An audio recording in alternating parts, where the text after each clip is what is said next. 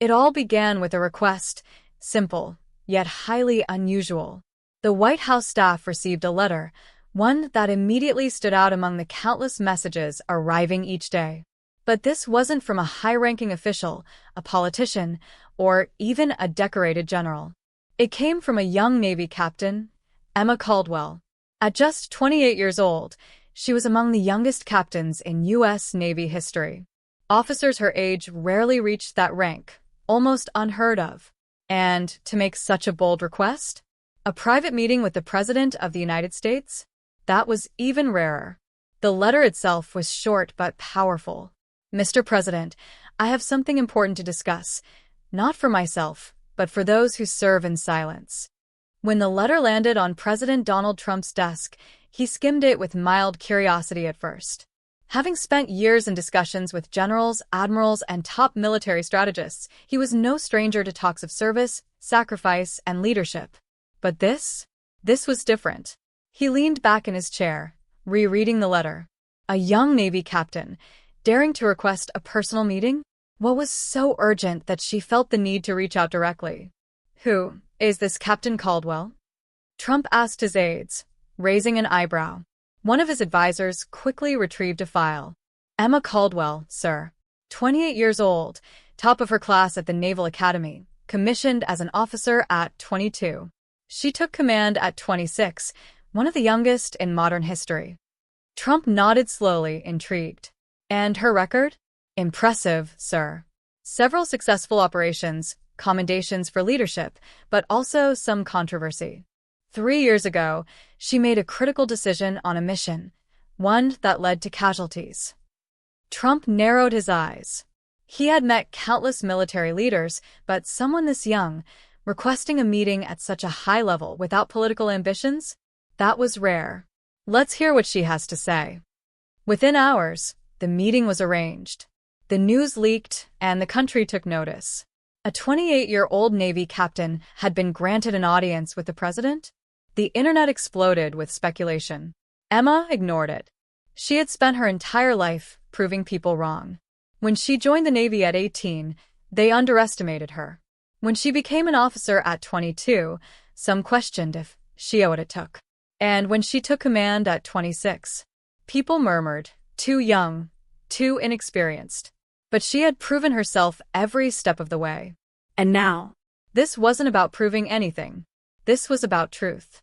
The military jet carrying Emma touched down at Joint Base Andrews under a gray morning sky. As she stepped off, she could feel the weight of unseen eyes.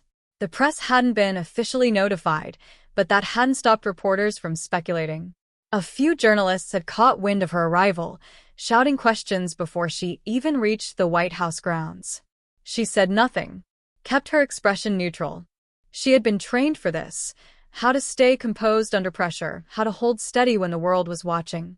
But inside, her heart pounded. This wasn't just another briefing, not a standard military report. This was her moment. As she approached the White House gates, her mind drifted back to the sacrifices she had witnessed throughout her career. She wasn't here for recognition. She wasn't here to impress anyone. She was here because someone had to speak up. The moment Emma stepped into the Oval Office, she felt the weight of history pressing down. The room was grand yet intimate, lined with portraits of past leaders, some she admired, others she had studied in military history. The scent of polished wood filled the air, a quiet reminder that this was where decisions of great consequence were made. Trump stood near his desk, hands in his pockets, watching her with a mix of curiosity and respect. "Captain Caldwell," he greeted, his voice steady. "I've met generals, admirals, world leaders, but a 28-year-old Navy captain sitting across from me? That's something you don't see every day." Emma met his gaze, standing at attention. "Mr. President, thank you for meeting with me." He gestured toward the chair in front of him. "Your letter caught my attention. You said this wasn't about you, but about those who serve in silence.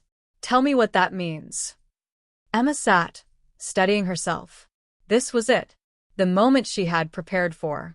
She had one chance to make this count, and she wasn't going to waste it. Trump leaned back, fingers tapping on his desk. "Go on." Emma took a deep breath.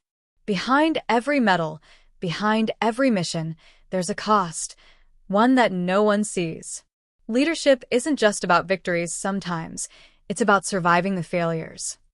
Trump's eyes narrowed, intrigued. Go on. She held his gaze. This country loves to talk about leadership, about success, promotions, and glory. But no one talks about the weight that comes with it. No one talks about the nights we lie awake, replaying the decisions that cost lives. Trump's expression hardened. He had met countless military leaders, seasoned commanders, decorated war heroes. But this wasn't rehearsed rhetoric. This was raw, unfiltered. You're talking about sacrifice, he said. Emma nodded. Not just any sacrifice. The kind that stays with you. The kind that haunts you. Trump exhaled slowly, leaning forward. Tell me, what's the hardest sacrifice you've made? Emma clenched her fists in her lap. She had prepared for this. But that didn't make it easier. 3 years ago, I made a call in the field. It was supposed to be a routine mission, nothing out of the ordinary. But something went wrong. A small miscalculation. An unexpected variable.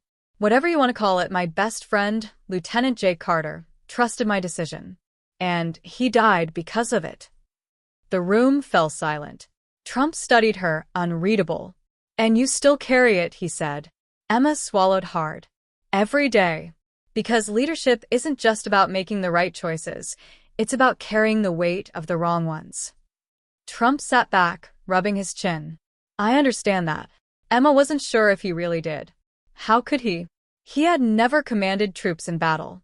Never had to look a soldier's family in the eye and tell them their loved one wasn't coming home. But then, to her surprise, his expression shifted. Uncharacteristically serious. You know, he said, when you're president, every decision affects millions. People love you. People hate you. You try to do the right thing, but someone always pays the price. He shook his head. And sometimes you never know if you made the right call. Emma hadn't expected that level of honesty. Then why do it? She asked. Trump gave a faint smile. Same reason you do, Captain. Because if you don't, someone else will. And you'd rather carry that weight than let someone else bear it. Emma exhaled. Maybe, just maybe, he did understand. And that made this conversation even more important.